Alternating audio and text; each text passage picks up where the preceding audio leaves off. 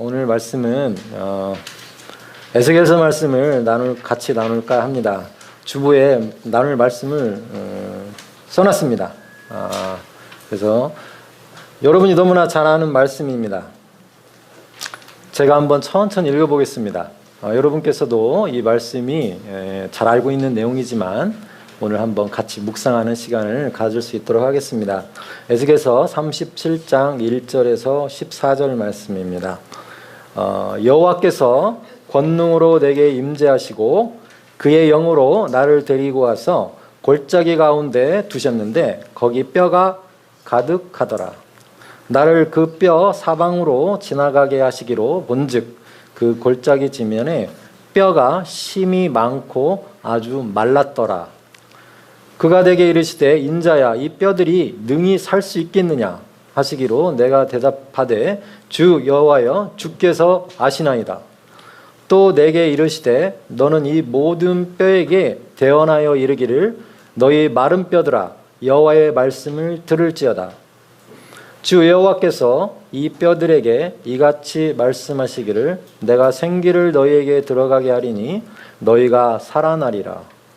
너희 위에 힘줄을 두고 살을 입히고 가죽으로 덮고 너희 속에 생기를 넣으리니 너희가 살아나리라. 또 내가 여호와인 줄 너희가 알리라 하셨다 하라. 이에 내가 명령을 따라 대언하니 대언할 때 소리가 나고 움직이며 이 뼈 저 뼈가 들어맞아 뼈들이 서로 연결되더라. 내가 또 보니 그 뼈에 힘줄이 생기고 살이 오르며 그 위에 가죽이 덮이나 그 속에 생기는 없더라. 또 내게 이르시되 인자야 너는 생기를 향하여 대언하라. 생기에게 대언하여 이르기를 주 여호와께서 이같이 말씀하시기를 생기야 사방으로부터 와서 이 죽음을 당한 자에게 불어서 살아나게 하라 하셨다 하라. 이에 내가 그 명령대로 대언하였더니 생기가 그들에게 들어가매 그들이 곧 살아나서 일어나 서는데 극히 큰 군대더라. 또 내게 이르시되 인자야 이 뼈들은 이스라엘 온 족속이라. 그들이 이르기를 우리의 뼈들이 말랐고 우리의 소망이 없어졌으니 우리는 다 멸절되었다 하느니라. 그러므로 너는 대언하여 그들에게 이르기를 주 여호와께서 이같이 말씀하시기를 내 백성들아 내가 너희 무덤을 열고 너희로 거기에서 나오게 하고 이스라엘 땅으로 들어가게 하리라. 내 백성들아 내가 너희 무덤을 열고 너희로 거기에서 나오게 한즉 너희는 내가 여호와인 줄을 알리라. 내가 또 내 영을 너희 속에 두어 너희가 살아나게 하고 또 내가 또 너희를 너희 고국 땅에 두리니 나 여호와가 이 일을 말하고 이룬 줄을 너희가 알리라. 여호와의 말씀이니라. 오늘 이런 내용입니다. 너무나 잘 아시죠? 에스겔서에 나와 있는 마른 뼈들이 살아나는 장면입니다. 이 장면은 우리가 너무나 잘 알고 있고 여러 번 묵상을 했었고 그랬을 것입니다. 저도 또한 마찬가지입니다. 이 구절들을 여러 번 읽고 묵상했던 기억이 있습니다. 그런데 이번 주에 특별히 이 말씀이 더 새로운 각도로 또 묵상하게 되었습니다. 여러분도 이 말씀을 이렇게 깊이 묵상하면서 서로 말씀을 함께 나누었으면 합니다. 이 뼈라고 오늘 얘기하고 있습니다. 여러분 뼈 보셨나요? 살아있는 뼈 보셨어요? 저희들은 이제 의과대학 다닐 때 뼈 공부를 많이 합니다. 뼈를 막 가지고 놉니다. 인조 뼈도 있고 진짜 뼈도 사람 뼈도 있습니다. 근데 이제 해골, 이 두개골도 보통은 요즘은 다 인조뼈로 나오긴 하는데 그 전에는 진짜 사람 뼈로 이렇게 해부학 실습을 한 기억이 지금 잠깐 납니다. 그래서 이 두개골의 뼈도 너무 오묘합니다. 여러분은 지금 이 살이 이렇게 붙어 있으니까 이 두개골 어떤 동영상이나 영화에서나 이렇게 해골뼈가 보셨겠지만 저희는 직접 이렇게 만져보기도 하고 이 두개골에는 구멍들이 많이 나 있어요. 홈도 많이 나 있고 언뜻 보면 이렇게 별로 없을 것 같은데 혈관이 지나간 살이 또 신경들이 들어간 자리들이 이 골을 뚫고 이렇게 구멍들이 많이 나와 있고 울퉁불퉁하고 또 이 하악골을 빼면 위쪽으로 많은 구멍들이 나 있어요. 우리가 상상할 수 없는 여러 가지 구조물들이 있는데 그것들을 막 일일이 그 구조물들을 다 외워야 됩니다. 우리말도 아니고 막 영어로 다 잘 알아듣지도 못하는, 지금도 기억이 안 나요. 너무 많아가지고 그 위치를 다 외워야 돼요, 영어로. 근데 약간 바보스럽기도 하지만 그 구조물들이 굉장히 중요하다, 하나하나가. 그때 그 뼈가 지금 잠깐 이 말씀을 보면서 그때 생각이 이렇게 잠깐 났어요.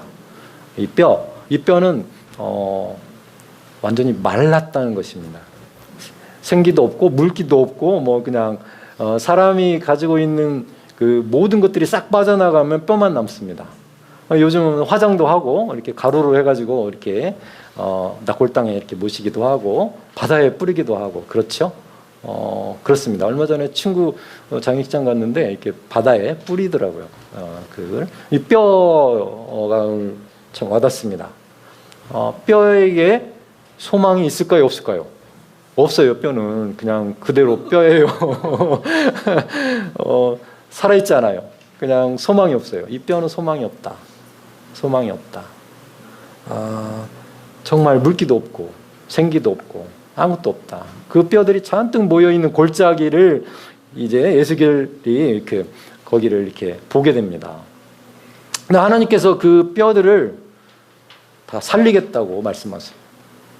이 장면이 참 인상적입니다. 인간적인 생각으로는 도저히 일어날 수 없는 현상입니다. 그렇죠? 그런데 에스겔에게 대언하게 하십니다. 하나님께서는 어떤 일을 하실 때 본인이 직접 하셔도 되는데 꼭 그 사람을 통해서 일하십니다. 그래서 에스겔 선지자를 통해서 얘들을 좀 살려야겠다. 이게 하나님의 계획입니다. 그런데 이게 구약은 그 신약의 예표입니다. 하늘나라의 예표예요. 그래서 나중에 일어날 일들을 이렇게 예언적으로 비유하시면서 이렇게 사람을 통해서 증거하시고 일하시기도 합니다. 그래서 그때 이스라엘 백성들이 참담함에 있었어요. 참담함. 포로로 끌려가기도 하고 우상을 섬기는 바람에 하나님의 진노를 사기도 하고, 그래서 소망이 없는 정말 난감하고 절망적인 상황. 아직 우리 인생에서 그런 장면을 당해보지는 않았겠지만, 그렇죠? 이스라엘 백성은 정말 그런 참혹한 그런 경지에 다다랐다. 지금 상황이. 그래서 소망이 없다. 자기 스스로를 거기 보시면 우리의 소망이 없어졌으니 우리는 다 멸절되었다. 이렇게 얘기할 정도로 그들에게 소망이 없음을 이 뼈로 표현하고 있습니다. 뼈로. 너무 정말 소망도 없고 희망도 없고 하나님도 없고 하나님을 떠나서 있었던 이스라엘 백성들은 정말 이렇게 비참한 것입니다. 그들을 하나님께서 살리시겠다고. 우리 새로운 피조물의 관점 신약에서 이 구약을 바라볼 때 우리가 어떻게 바라봐야 되는 게, 항상 성경을 읽으실 때 어떤 관점으로 성경을 봐야 되느냐, 이게 중요합니다. 여러분이 이 구절들을 바라볼 때 어떻게 바라봐야 될까, 도대체 배워야 될 점이 뭘까, 이런 것들을 우리의 관점에서 이렇게 바라보시기 바랍니다. 그러면 저는 이렇게 나름대로 1번, 2번, 3번을 이렇게 정해봤습니다. 첫 번째는 소망도 없고 빛도 없다는 것입니다. 예수님이 없는 삶, 하나님이 없는 삶, 이건 뼈와 같은 삶. 이게 느껴져요, 막. 그 에베소 2장 12절에도 그때 너희는 그리스도 밖에 있었고 이스라엘 나라 밖의 사람이라 약속의 언약들에 대하여는 외인이요 세상에서 소망도 없고 하나님도 없는 자이더니. 우리가 세상을 살아가면서 가장 비참한 게 소망이 없는 것입니다. 예수 믿는 사람들에게 가장 큰 소망은 천국의 소망입니다. 주님 곁에 돌아갈 거라는, 본향에 돌아갈 거라는 우리만의 큰 소망이 있기 때문에 이 땅에서의 삶이 그렇게 힘들지 않습니다. 또 그렇게 즐거울 때도 많고 기쁠 때도 많죠. 또 나름대로 여러 가지 어려움이 있거나 또 힘들 때도 있습니다. 하지만 우리가 이 소망이 있기 때문에 그렇게 힘들지 않습니다. 어떤 사람한테 포로 수용소에서 여기 있는 물건을 여기다 갖다 놔라. 그래서 그 사람이 이렇게 옮겨놨어요. 그런데 또 여기 있는 것을 여기다 갖다 놔라. 그런데 그걸 무한반복시켰어요. 이 사람에게 소망이 있습니까? 없습니까? 없어요. 절망적이죠. 발전이 없는데 똑같은 일을 계속 하는 것입니다. 그렇게 시키니까 할 수밖에 없었는데 그 사람한테 소망이 없어요. 왜냐하면 발전할 어떤 가능성이랄지 뭐 이 돌을 여기다 옮겨서 내가 좋은 점이 있다랄지 이것을 통해서 내 노동이 내가 힘쓴 것이 어떤 보답을 받는다든가 내가 성장한다든가 뭔가 대가가 있어야 되는데 대가가 없는 노동은 정말 절망적입니다. 우리가 어떤 일을 하는데 우리 아이들을 키우고 이 세상을 살아가는데 소망이 없다면 부활의 소망이 없다면 크리스찬처럼 비참한 사람들이 없습니다. 놀러 가지. 맛있는 거 먹고 놀러 다니지. 주일날 여기 모여서 예배할 필요가 없어요. 2000년 전에는 우리는 지금 일주일에 한 번 모여서 이렇게 예배를 하는데 매일이 예배였을 것 같다. 2000년 전에는. 예수님이 계셨을 때 그 이후의 삶들은 사도행전에 나오는 여러 교회들은 매일이 예배였겠구나. 매일 모여서 기도하고 예배하고 또 쉬었다가 이틀 쉬었다 또 예배하고 기도하고 뭐 딱 정해지지 않고 막 모일 때마다 이렇게 찬양하고 말씀 보고 서로 나누고 그랬겠구나. 근데 이게 이제 2000년 동안 이렇게 주님을 매주 예배를 했다는 거예요. 무엇 때문에? 이 부활의 소망 때문에.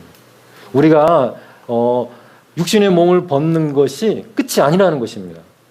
뭔가 우리에게 큰 소망이 있기 때문에 그 소망 때문에 매일 이렇게 예배하고 또 주님을 생각하고 어려운 가운데서도 소망을 찾고 기뻐하고 우리에게 소망이 있기 때문에.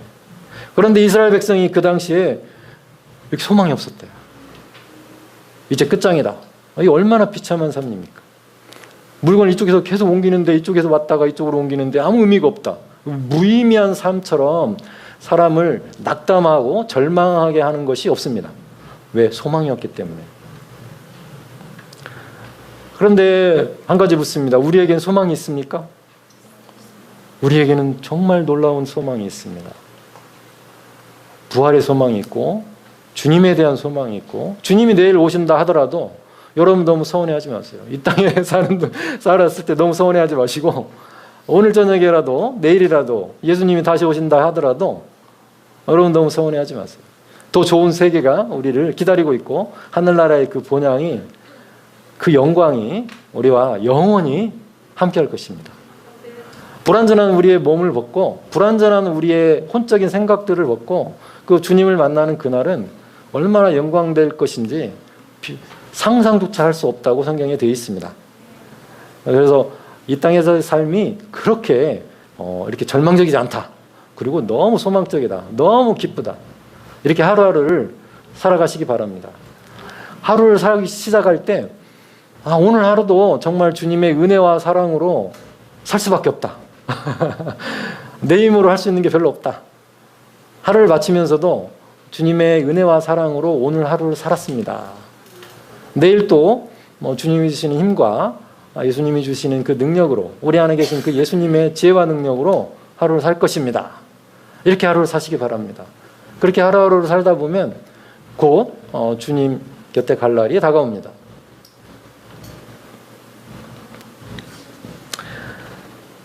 에베소서 2장 2절 3절에는 그때 너희는 그 가운데서 행하여 이 세상 풍조를 따르고 공중의 권세 잡은 자를 따랐으니 곧 지금 불순종의 아들들 가운데서 역사하는 영이라. 불순종의 아들들, 죽은 사람들이라고 합니다. 마귀의 자녀들, 거듭나지 않은 사람들. 정말 전에도 우리는 그 가운데서 우리 육체의 욕심을 따라 지내며 육체와 마음에 원하는 것을 하여 다른 이들과 같이 본질상 진노의 자녀였다고 얘기합니다. 성경은. 우리가 하나님에 대해서 진노의 자녀였다. 마귀의 자녀였고 세상적으로 살아갈 수밖에 없었고 예수님이 없었다. 소망도 없었고 하나님도 없었고 정말 비참한 상황을 하다가 주님을 만났어. 주님을 만났어요. 예수님을 만났어요. 제가 곰곰이 생각을 해보니까 제가 예수님을 영접했을 때를 한번 생각해 봅니다. 하나님이 계신 것 같기도 하고 예수 그리스도가 우리의 구원자임을 틀림없는데 저의 주님이지는 않았었어요. 그런데 내가 그분을 예수님을 주님으로 우선순위에서 항상 내가 우선순위에 있었어요. 제 마음대로 하고 싶은 대로 했고 술 담배 하고 싶으면 하고 뭐 하고 싶은 거 다 하고 살았죠. 근데 어느 순간인가 이 삶이 이게 아니라는 것을 깨달았어요. 그분이 구원자라면, 그분이 진리라면, 그래서 이걸 순서를 이렇게 바뀌는 순간 주님이라는 것은 주인이란 뜻이죠. 내가 나의 주인이었는데 그분이 나의 주인이기를 소망하는 순간, 그리고 내 거를 내가 가장 좋아하는 담배를 포기하는 순간 그분이 오셨어요. 집사람이 너무 잘합니다. 저희가 가장 좋아하는 거는 담배였어요. 그래서 그 담배를 끊으면서 주님을 만났어요. 그래서 주님이 그 담배보다 더 위에 계시는 순간이 되었어요. 제 우상이 담배였는데, 제 우상이 담배였어요.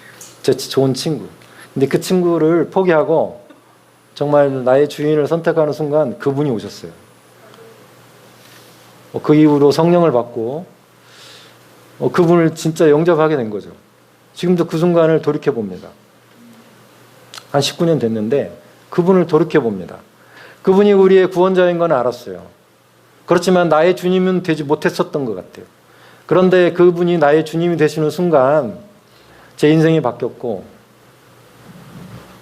모든 것이 바뀌었어요. 그래서 주님을 영접한다는 것은 그분을 구원자로 인정하는 것 플러스 주님이 되어야 돼요.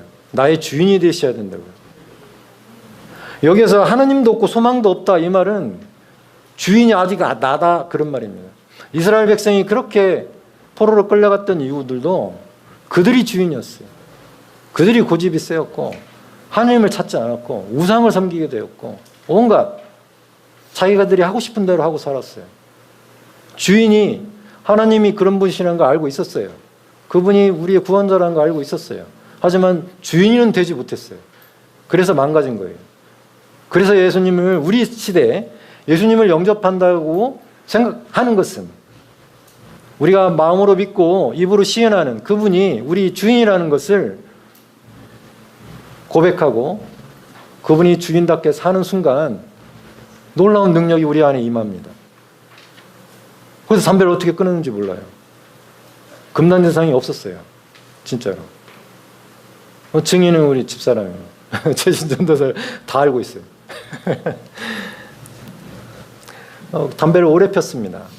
한 20년 가까이 폈어요. 19년, 20년 폈는데 하루아침에 주님, 그분을 주님으로 내가 인정하는 순간 없어졌어요. 그냥 싹. 그게 놀라운 주님의 능력입니다. 그게 주님을 영접하는 것. 나중에 깨달았어요. 그것이 바로 주님을 영접하는 거다. 구원자로 인정하는 것 플러스 그분이 나의 주님이 되는 순간 모든 것이 달라졌다. 모든 것이. 그 다음부터 저에게 생기가 생겼어요. 생기. 여기에 생기는 오늘 찾아보면 루아 이름하고 똑같아요. 숨. 우리 생명을 주는 것은 이 숨이에요. 숨이 떨어지면 이 육신을 벗어야 돼. 루아가 생기를 가지고 있어요. 생기예요. 사람이 살려면 이 숨이 있어야 되는데 이 생기가 있어야 돼요. 그때부터 저한테 생기가 생겼어요. 그래서 바라보는 세상 관점이 이제 달라지기 시작했어요. 그래서 그동안에 소중하게 생각했던 것들이 별로 가치가 없게 되고 그동안에 별로 이렇게 소중하지 않다고 생각하는 것들이 더 소중하게 됐어요. 소망이 생긴 거죠. 방황하지 않게 됐어요. 헤매지 않고 이제 진리가 누구인지 예수 그리스도 외에는 다른 진리가 없음을 깨달았어요. 그래서 모든 가치관이 변했어요. 불순종의 아들이었는데 진노의 자녀였는데 마귀의 자녀였는데 세상적으로 살다가 이제 제가 주님 곁에 가기로 결단을 했다는 거죠. 주인이 바뀌었어. 주인이 나에서 그분으로. 그래서 2번 살아났다. 살아났다. 꼭 꼭 말씀처럼 넘겨주십시오. 여기 있습니다. 죄송합니다. 우리가 암흑 속에 살았어요. 암흑 속에. 뼈처럼 정말 흑암의 권세에서 살았다. 내가 그동안에. 그런데 우리를 건져내가지고 그분 예수 그리스도의 사랑의 아들의 나라로 이렇게 폭 그냥 소속을 바꿔버렸어요. 그분이. 내가 주님으로 인정하는 순간, 내 우선순위를 이렇게 딱 바꾸는 순간 그분이 그냥 들어서 이쪽으로 그냥 옮겨버리셨어요. 이 최신 전도자가 옆에서 많이 봤어요. 많이 놀라기도 하고. 인간이 이렇게 옮겨질 수 있구나. 그 아들 안에서 우리가 속량, 곧 죄사함을 얻었도다. 죄 가운데 있는 것은 이런 뼈와 같은 삶이에요. 소망이 없어. 그런데 어둠에서 아들의 나라로, 빛으로 옮겨졌어요. 우리 모두는 전부 다 빛으로 옮겨진 사람들이에요. 그런 사람들이 모여서 이렇게 주님을 찬양하고 예배하고 말씀을 함께 나누고 있는 것이죠. 병원에도 부족함이 없는 직원들이 있어요. 근데 너무 안타깝죠. 예수님이 없어. 너무 가슴이 아파요. 제가 말씀드렸잖아요. 여러 번 이렇게 주님을 소개하는데 매번 거절해. 저는 별로 속상하지 않아요. 그런데 주님이 속상하시죠. 주의 복음을 얘기하는데 그들은 늘 거절해요. 수도 없이 손을 벌리는데 손을 부끄럽게 만들어요. 누가 부끄럽냐면 제가 부끄러운 게 아니에요. 저는 괜찮아요. 주님이, 예수님이, 하나님께서 얼마나 손이 부끄럽잖아요. 근데 그분들에게 소망이 없다는 거죠. 소망이 없어. 너무 가슴이 아파. 너무 가슴 아파. 여러분 주위에 정말 아직 예수님을 모른다고 분이 많이 있잖아요. 가슴 아파하십시오. 가슴 아파하십시오. 우리가 가진 소망을 이렇게 나눠주시기 바랍니다. 예수 그리스도를 나눠주시기 바랍니다. 우리의 삶이 이렇게 변할 때 그분들이 보고 또 본인들도 그렇게 하고 싶다고 이렇게 말씀하세요. 살아나는 것입니다. 오늘 주제는 죽었다가 살아나는 거예요. 죽었다가 살아나는 거예요. 죽었다가. 돌아온 탕자에게 아버지가 얘기하죠. 이 둘째 아들은 죽었다 살아났다고. 그냥 나갔다 들어온 건데 죽었다 살아났다고 표현합니다. 그만큼 하나님을 떠나는 것은 죽는 것과 똑같아요. 사단에게 속해 있기 때문에 죽는 것과 똑같아요. 근데 그 아들이 돌아왔다는 거예요. 둘째 아들이. 그래서 다시 살아났다고 표현합니다. 우리 모두는 다시 살아난 자입니다.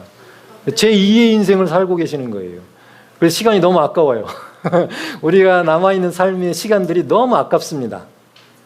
소중하게 생각하시고 우리의 시간들을 소중하게 그리고 주님께 드릴 수 있으면 드리시고 우리를 살렸기 때문에 우리 새로운 생명으로 살리셨어요. 새로운 생명으로. 에베소서 2장 1절에는 이렇게 말합니다. 그는 허물과 죄로 죽었던 너희를 살리셨도다. 그가 하나님께서 우리를 죽었었는데 살리셨다. 오늘은 죽음과 살아있는 것을 얘기하는 것입니다. 죽었었대요. 우리는 안 죽었다고 생각하는데 하나님 보시기에는 그 영이 죽었다고 표현하십니다. 죽었다고. 그 전에는. 그러나 지금은 살았다고. 하나님에 대해서 죽었었는데 이제 하나님에 대해서 살았다고. 우리는 산 자입니다. 우리들은 산 자입니다. 여러분 다 살아계시죠? 우리 모두 살아있는 자입니다. 여러분이 가끔 옆에 이렇게 졸거나 죽고 뭐 이렇게 조금 그러면 한번 물어보세요. 당신 살아있습니까? 좀비 생각해 보십시오. 좀비들은 아무 목적 없이 이렇게 걸어 다니고 있어요. 생기가 없어서. 근데 우리는 그런 자들이 아니죠. 좀비와 같은 자들이 아니에요. 살아있는 자입니다. 하나님의 생명이 우리 안에 있는 그런 존귀한 자이고 살아서 움직이는 생기를 가진 자들이에요. 살아난 자들입니다. 그전엔 죽었는데 이제 살아난 자들. 에베소서 2장 4절 6절도 너무나 좋은 말씀, 우리가 너무 좋아하는 말씀이죠. 긍휼이 풍성하신 하나님이 우리를 사랑하신 그 큰 사랑을 인하여 허물로 죽은 우리를 그리스도와 함께 살리셨고, 죽었었다고 합니다. 죽은 우리를 그리스도와 함께 살리셨다고요. 여러분이 옛날에 죽었었답니다. 아직 안 죽었는데 자꾸 죽었다고 죽었다가 살아났다 그런 뜻입니다. 예수님을 이렇게 받아들이고 영접하는 순간 살아났답니다. 너희는 은혜로 구원을 받은 것이라 또 함께 일으키사 그리스도 예수 안에서 함께 하늘에 앉히시니. 우리가 지금 우리의 위치는 여기에 살고 있지만 우리는 이 땅에 속한 자가 아닙니다. 그래서 우리는 지금 하늘에, 우리의 영은 하나님과 예수님과 함께 그 자리에 위치해 있다라는 거죠. 얼마나 예언적이면서도 사실적인 계시인지 모릅니다. 우리는 그분과 함께 있습니다. 그분과 우리는 하나죠. 그래서 그분이 거기 계시기 때문에 우리도 거기에 있는 것입니다. 우리의 영이. 몸은 여기서 살고 있어요. 영혼 몸을 가지고 살고 있지만 우리의 생각과 우리의 포커스, 우리의 소망, 그분과 함께 있습니다. 그분과 함께 있어요.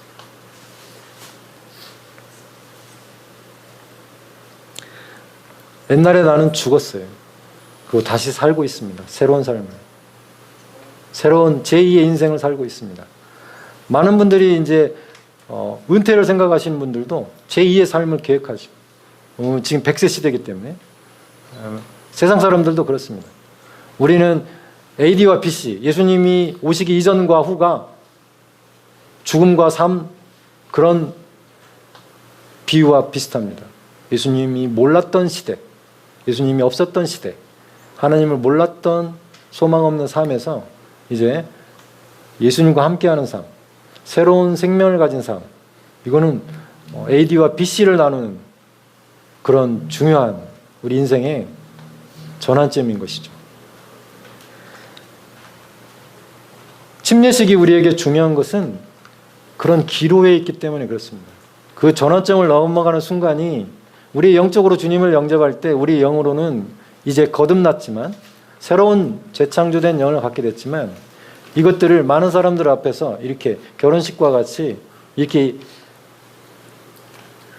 침례를 받는 것은 정말 소중한 체험입니다. 침례한다고 대단한 어떤 느낌이나 대단한 현상이 일어나는 건 아닙니다. 아닐 수도 있어요. 어떤 분들은 침례하면서 방언이 터지는 경우도 있다고 많이 얘기합니다. 예수님께서 물 위에서 올라오실 때 요단강에서 침례 받으시고 이렇게 올라오실 때 하늘에서 비둘기와 같이 성령이 임하셨다고 말씀합니다. 그래서 이 시대에도 침례를 받으면서 물 위에서 올라올 때 성령을 받는 분들이 간혹 계십니다. 예수님이 그러셨던 것처럼. 그와 같이 우리의 침례식은 굉장히 큰 의미를 갖습니다. 내재적인 변화가 외형적인 형식으로 임하는 것이 침례입니다. 성령께서 우리가 거듭날 때 우리를 침례하십니다. 옛사람이 죽었고 새로운 사람이 태어나는 것이 성령께서 새로운 영을 창조하셔서 우리 안에 넣어주시는 장면이 성령 침례입니다. 엄격히 따지면. 그 다음에는 이제 우리의 물 침례는 결혼식과 같이 외향적으로 주님과 함께 십자가에서 우리가 죄인으로 못 박혔듯이 물속에 들어가고 물속에서 나올 때 성령을 받듯이 새로운 생명으로 다시 재탄생하는 것입니다. 이것을 기념하는 것이죠. 로마서 6장 로마서 6장 4절 5절은 그것을 아주 잘 나타내고 있습니다. 이 말씀을 우리가 다 같이 함께 읽어보도록 하겠습니다. 시작. 그러므로 우리가 그의 죽으심과 합하여 세례를 받음으로 그와 함께 장사되었나니 이는 아버지의 영광으로 말미암아 그리스도를 죽은 자 가운데서 살리심과 같이 우리로 또한 새 생명 가운데서 행하게 하려 함이라. 만일 우리가 그의 죽으심과 같은 모양으로 연합한 자가 되었으면 또한 그의 부활과 같은 모양으로 연합한 자도 되리라. 예수님이 부활하신 것처럼 우리도 나중에 부활할 몸을 다 입을 거예요. 우리가 침례를 받고 성령 침례를 받고 이렇게 일어날 때 우리 안에 하나님의 생명이 주어집니다. 그 생명으로 말미암아 이제 우리의 생각들이 바뀌고 우리의 몸도 예수님과 부활할 몸으로 연합하게 될 것입니다. 이것이 바로 우리의 소망입니다. 부활이 없다고 하는 사람들은 기독교인이 아닙니다. 우리에게 부활의 소망이 있습니다. 침례식은 그것을 굉장히 크게 상징하고 있습니다. 결혼식과 같은 거죠. 그래서 우리는 주님과 신랑 신부로서 이렇게 연합하는 중요한 순간입니다.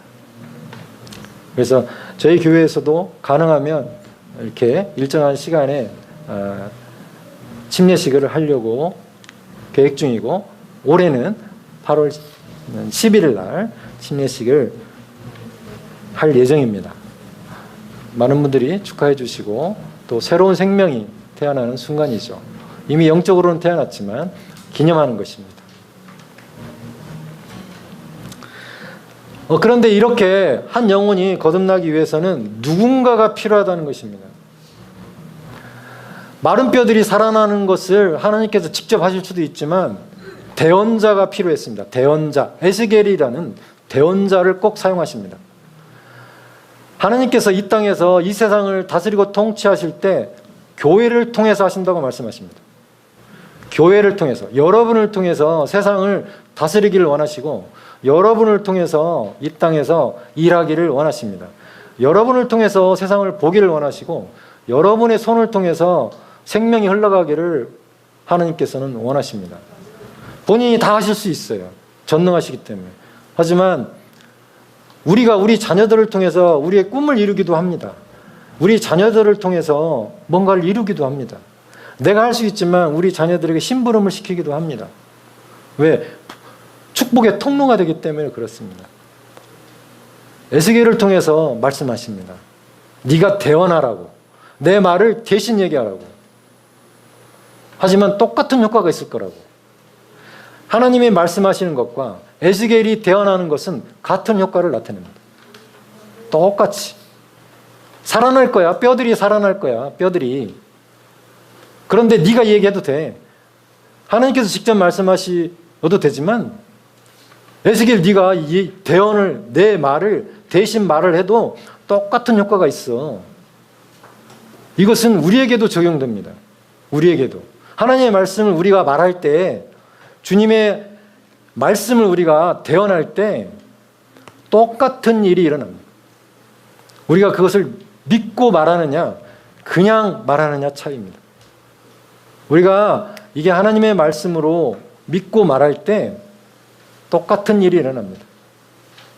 마른 뼈들이 서로 연결돼서 대언할 그 순간, 거기에 말씀해 보시면 대언할 때, 말하는 그 순간에 뼈들이 움직이기 시작합니다. 뼈들이 붙기 시작해요. 로봇처럼 뼈들이 붙죠. 거기에 힘줄이 붙고, 인대라고 하죠. 거기에 살이 붙는다고 얘기하고 있습니다. 살은 근육입니다. 그 다음에 맨 마지막에 피부가 덮입니다. 이게 가죽이라고 표현을 하고 있습니다. 그리고 생기가 필요하죠. 생기가. 그 사람을 살리기 위해서는 영이 필요합니다. 요한복음 6장 63절에서도 살리는 것은 영이니 육은 무익하니라. 내가 너희에게 이른 말은 영이요 생명이라. 이 영은 생명입니다. 우리는 놀랍게도 거듭난 영을 가지고 있어요. 놀라운 축복이죠. 그래서 우리는 살아있는 자들입니다. 이 살아있는 자들이 다른 사람들을 위해서 대언을 해야 된다는 얘기를 하고 싶어서 오늘 3번에 써놨습니다. 누군가가 필요한 거예요. 누군가가 필요해요. 하나님께서 누군가를 사용하시길 원하는데 그게 바로 여러분이자 저희입니다. 우리죠. 우리가 필요한 것이죠. 대언할 사람이 필요해요. 대언할 사람이. 하나님의 말씀을 대신 말할 사람이 필요한 것이죠. 하나님의 진노를 막아설 사람이 필요하고, 하나님의 말씀을 선포할 사람이 필요하고,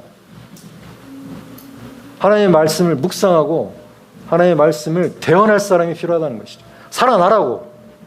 뼈들은 살아나라고. 생기는 들어가라고. 그래서 새 생명을 받으라고.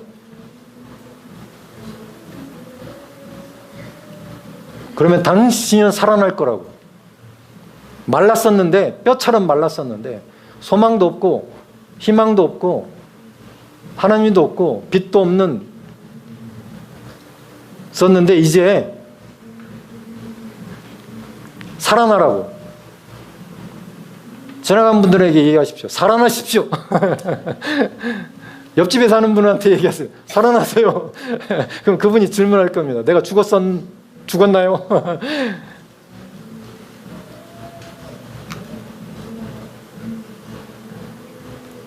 살아서 자유로울 수 있습니다. 뼈들은 못 움직여요. 좀비와는 같을 수 있지만 못 움직여요. 하지만 우리가 살아나면, 생기를 갖게 되면 움직일 수 있어요. 새 생명을 가지고 살아갈 수 있습니다.